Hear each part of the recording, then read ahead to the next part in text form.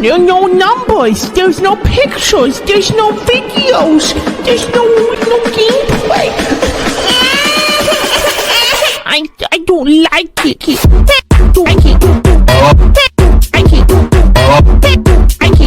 Yo, good morning, good afternoon, good evening. Hope you guys are doing well. Hope everyone's having a good day so far. And today, Freemers, we are back with another Freems video. This time around, we're going to be reading the Freems comics once again. We are jumping into issue number 11, Culinary, otherwise known as Throwdown. So the thumbnail on the comic, and we'll talk about it here. The thumbnail on the comic was actually kind of wrong for number 10. I don't know why they put Yetis on the cover. I thought that was so strange, like, because the Yetis are in issue number 11. I'm not crazy. It's just like, why put Yetis on the cover? Unless that was a misprint, but I don't know. I have no idea. It's hard to say, but without further ado, we are going to dive into this comic. Just a quick reminder, we are reading the Freems comics because we hit 100 subscribers on the channel, and I just wanted to celebrate 100 subscribers. I think it's a huge milestone for me. Probably not a huge one to you guys, but I think it's really cool that we finally hit that number. So I wanted to read the Freems comics to celebrate, and yeah, we're gonna dive into issue number 11 here. But this is none other than Culinary, otherwise known as Throwdown. Let's dive into it. Oh, there we go. Saved. All right. And then weirdly enough, the cover, I think this is the cover for like where they go in the in issue number 12, but I could be wrong. It's just the covers are so weird now. Like most of the time the covers relate to where they are currently. So it's a little odd, but you know, it's fine. It's fine. Don't worry about it. It's okay. All right, let's go. After Maya almost died in Maryvale, it got me thinking. I never expected to amount to much in this world. My dad left us when I was only 4, and I haven't seen him since. He doesn't even send me birthday cards. If my mom's brother wouldn't have taken us in, I don't know what we would have done. I guess we would have been homeless instead. We were just broke. At least we had a roof over our head. And since my uncle was a baker, we all had something to eat. So it's weird. Dane has a little bit of backstory, but I have changed it a little bit in Realm War to make more sense, to line up with the story. But the thing is, like, Dane's mom is constantly mentioned. But I feel like, I don't know. I feel like he only talks about his, I don't know. It's a weird thing because he only talks about his mom, like, only so often, but, like, I don't know. I feel like Dane had false memories in these comics, or like he doesn't have a sense of identity. So in Realm War, you're going to see where I've kind of rewritten things to make a little bit more sense about his character and who he is as a person. I think for the most part, Dane as a character is going to be much more appreciated in the Realm War than he is in the entire comic book series. But anyway, let's keep going. I tried to understand what my mom was going through, but I was just a kid. I'd complain about all the stuff that other kids had, stuff that I knew we couldn't afford. I could tell it made her feel terrible, but I wouldn't let it go. Now, for the first time in my life, I have just about everything that I ever wanted. I won the biggest kart race in Free Realms. I've been on the cover of I don't know how many magazines. And if I go out to eat, I don't have to fill up on bread and order the cheapest thing on the menu. I mean, I get fan mail from girls that wouldn't even talk to me at school. And also, speaking of the whole school thing, Dane mentioned he went to school, but obviously his mom made him take, like, classes. So I've changed.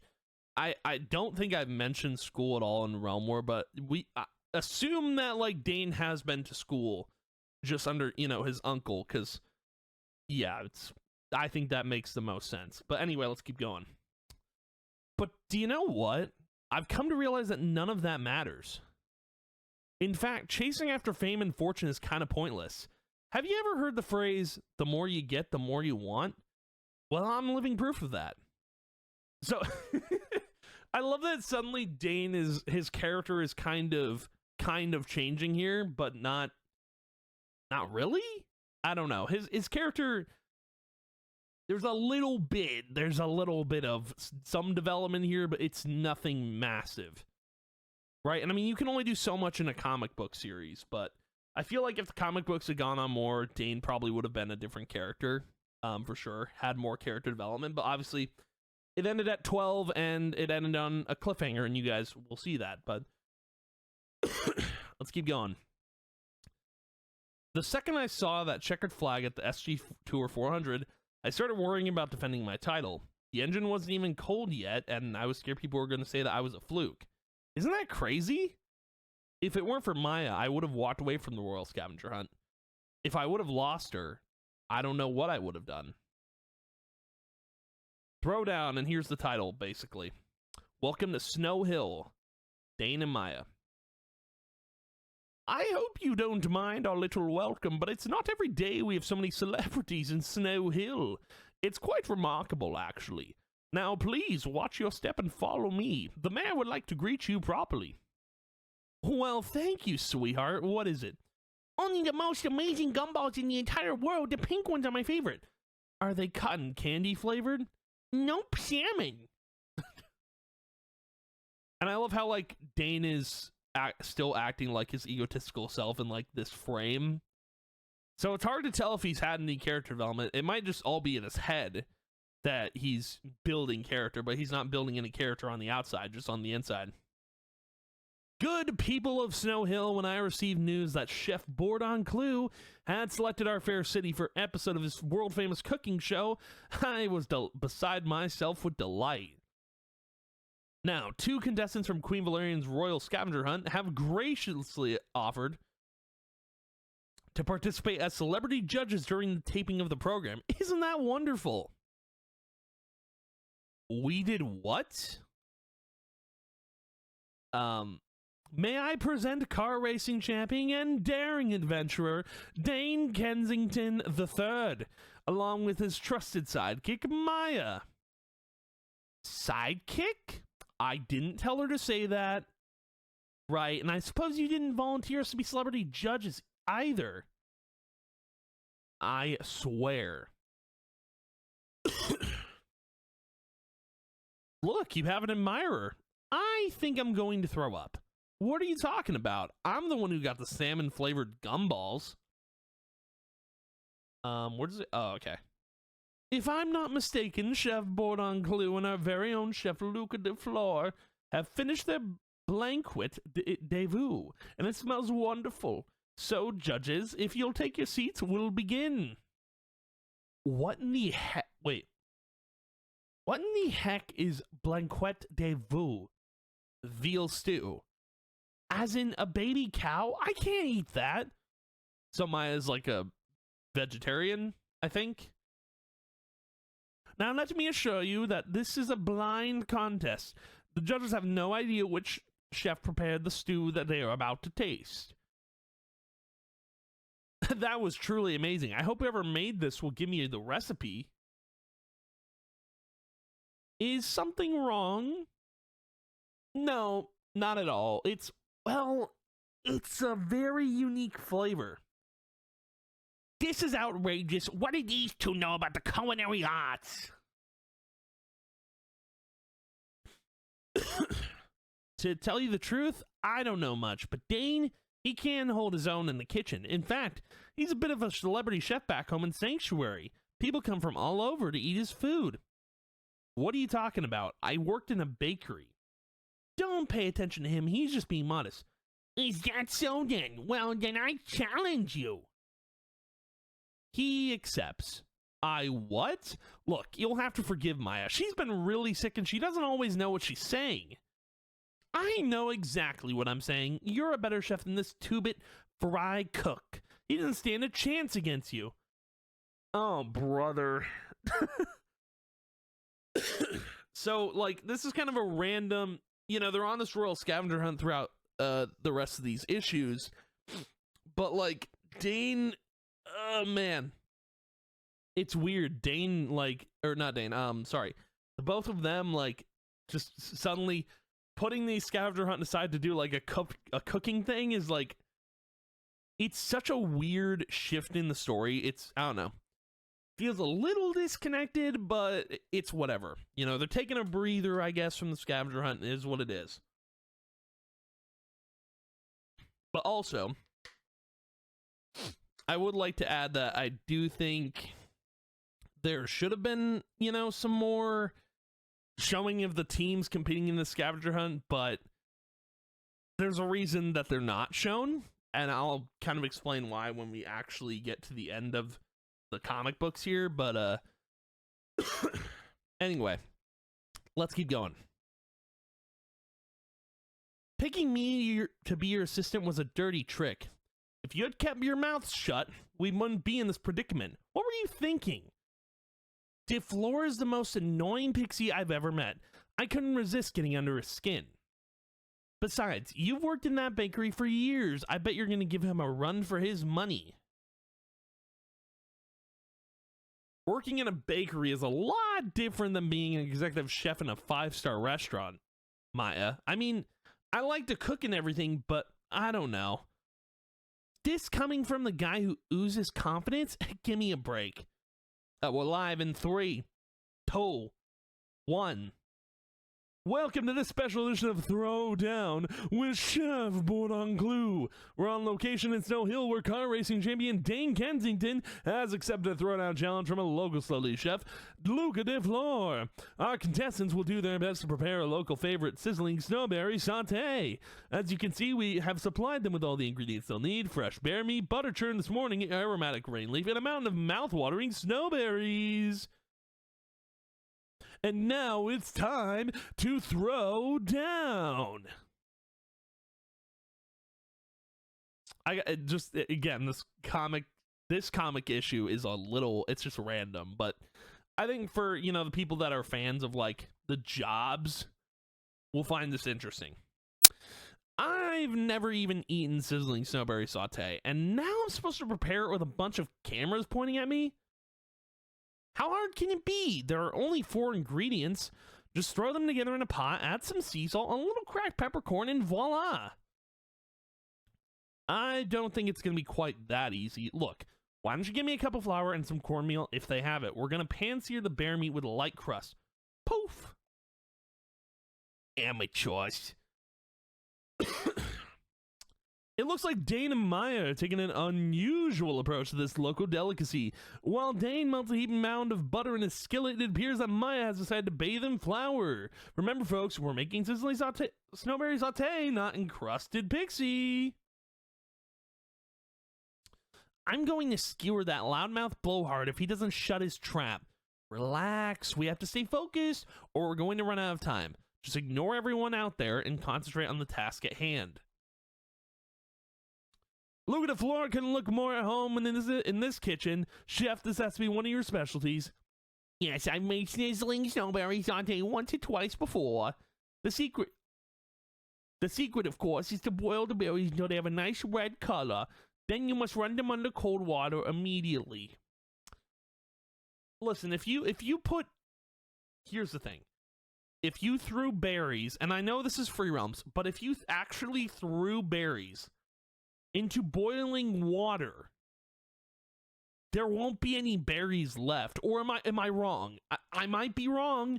I don't know how to cook that well, but like, dude, if you throw berries into boiling water, they're gone. They just evaporate. They're gone. And there's no way that berries would turn color and then under cold water meat, they're gone. I don't know. I feel like maybe I'm crazy for saying that, but... And also, to add, I don't think chefs wrote this comic book, you know? So, anyway. If they overcook, even for a few seconds, the entire dish is ruined. Maya, can you get some water boiling? We need to test some of those berries to make sure we don't overcook them. How do you light this thing? Also, you know what's odd? Maya's job is a chef. Like so Dane and Maya have 2 jobs, for those who don't know. Dane's jobs are brawler and race car driver.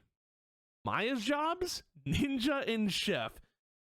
Why are their two roles suddenly swapped? That's what doesn't make any sense to me. Suddenly Dane is good at cooking and Maya doesn't know what's going on. I mean, call me crazy, but I think that's bad character writing there, but I don't know. How do you light this thing? It's a gas stove, so you need a match. Ugh, that's fun. But make sure you have this heat set to low. Whoosh. Now you tell me. Things are getting interesting as time starts to wind down. Will Chef DeFleur create his next masterpiece? Will Maya burn our kitchen down? Just stay tuned to find out. Stand by for the break. We're back in 30 seconds. It's a little different than rolling out pastries in your uncle's bakery, isn't it? Maybe a bit, but I think we'll be okay. Maya just likes to put on a show for the audience, that's all. But she's putting on a show, all right. Now, when we come back from the break, we'll only have 5 minutes left. Thank you, Chef. How are those snowberries coming? Just about done, I think. We don't have much of a choice. You better pull them out now and throw them in the skillet. Perfect. Now all you need to do is add 2 cups of water and a cup of sugar. Let it come to a boil and then bring it down to a low heat so it caramelizes. I need to get these bear fillets flash fried before the clock runs out.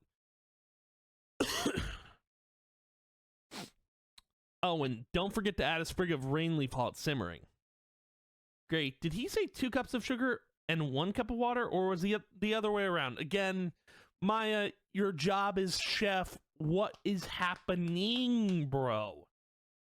It's crazy. Maya should know what she's doing, but she doesn't. Let's go with the sugar. 2 cups of sugar. Wasn't it like 2 cups of water? Yeah, it was 2 cups of water, 1 cup of sugar.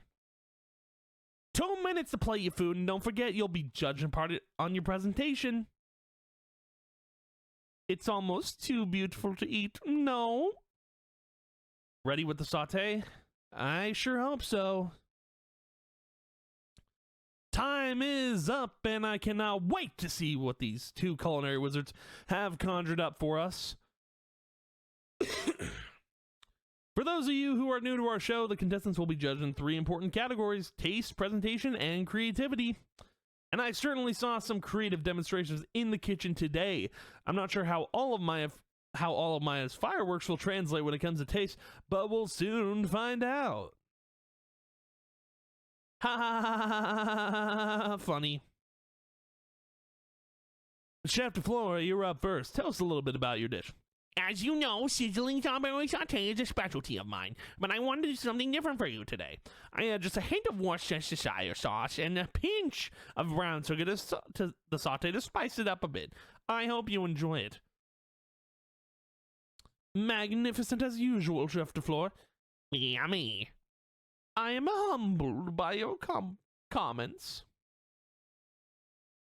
And by the way, Luke DeFleur and Chef Board on Clue, I use them both in Sunrise Stories, like they are in those stories, because while they don't play vital roles in the stories, they are a part of them, so I think it's pretty neat, dude. Pretty cool, but let's keep going.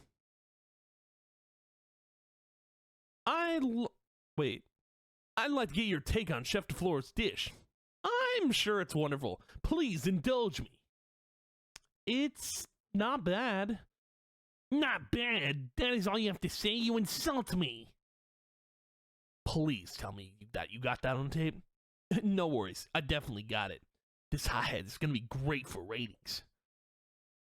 Now, this is an interesting take on a traditional dish. Tell me about it. Well, to be honest, Dane doesn't like to talk about his culinary masterpieces. He thinks it's bad for him to brag. I see.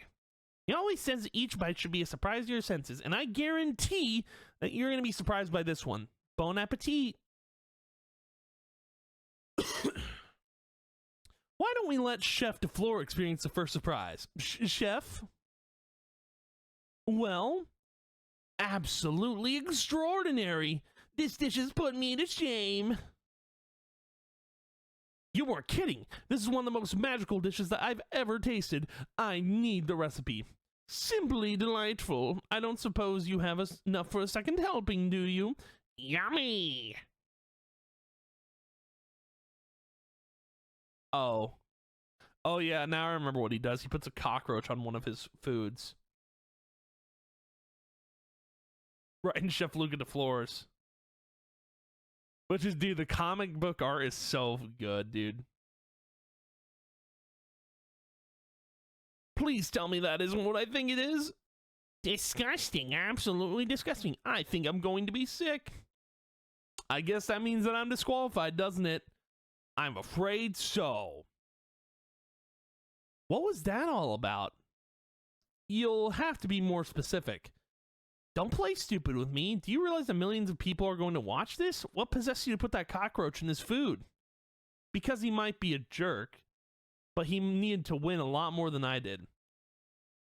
And also, that's like the first moment in like Dane actually on the outside showing that his ego doesn't matter. Like he could have just won it all, but that's like the first bit of character development that Dane has had this entire series, which is wild. But anyway, let's keep going. We have a little bit more to go. The comics are actually getting a little bit longer, but I could just be talking more. I don't know. Let's keep going. 1 minute, please. Great. Now Mr. Loudmouth is going to rub it in. Thank you. For what? Allowing me to keep my dignity. I owe you a debt of gratitude. Don't worry about it. It's not a big deal. Please, there must be something I can do to repay you. Well, maybe there is something. You're sure this Yeti has the Chaos Stone?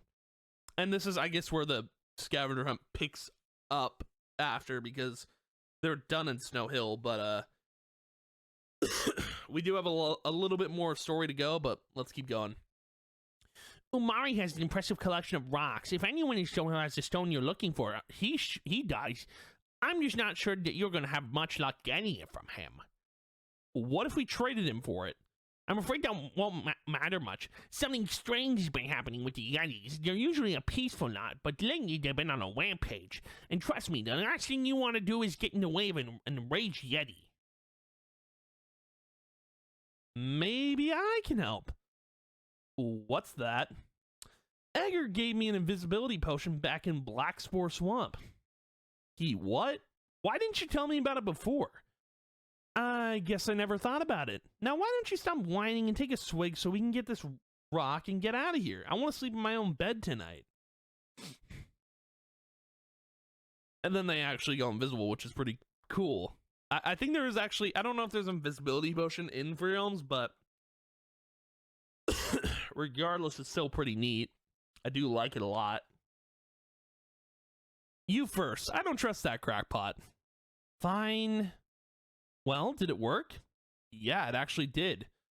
Good, now hurry up and drink some. Gulp, gulp, gulp, gulp. How long is this supposed to last? I don't know. I didn't ask him. Please tell me you're kidding. Fine, if it will make you feel better, I'm kidding, but I really don't know. And then the Yeti Cave. Which one is Umari? I don't see him. He must be big deeper inside the cave. That's not the answer I was looking for. So why are the Yetis going crazy? Nobody has been able to figure it out. Our best guess is that it's some kind of virus. We just hope it wears out before they wander into town and tear everything apart. It's unfortunate, really. The Yetis were some of my best customers at the bistro. Wait a minute, that's it. What's it? The juice they're drinking is made with fury fruit. All it takes is a drop on your tongue, you'll be overcome with anger. No wonder the Yetis are on a rampage. As you can see, the effects can be rather devastating, which explains why it's highly illegal. There's a simple enough antidote if I can find ingredients in their kitchen. Go for it. In the meantime, we'll try to find Umari. What does he look like? You'll know him when you see him.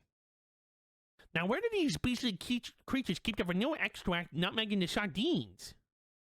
Maya, I think the potion is wearing off. You too? What about the chef? He's in trouble. Luca, look out! And then, of course, Floral Flare Shard, which I don't know if, I can't remember. I think the Flare Shards are just for weaponry, if I remember correctly, but I could be wrong. I'm not sure. But anyway, let's keep going. I think this ends on a cliffhanger here, but I'm not too sure. What am I gonna do? That endo isn't ready. We'll try to buy you some time. I sure hope you have a plan. I was about to say the same thing. Do you still have those gumballs? Yeah, I haven't had the heart to throw them out. Good, dump them on the floor. Seriously? Just do it. And it is done. So how do we get them to take it? Who can resist a good cookie? Sardine cookies? Sardines are a delicacy to Yetis. That should just about do it. Good show. Simply delectable, old chap. Quite. How many of those cookies do you have left? Just some on batter on a spoon. The other Reddies ate the rest. And once again, that is not the answer I was hoping for. To be continued. And we will continue the last comic book issue in the next video. But anywho, thank you guys for watching. If you did, as always, I appreciate it a ton. And I will see you guys in the next video. And yeah, goodbye.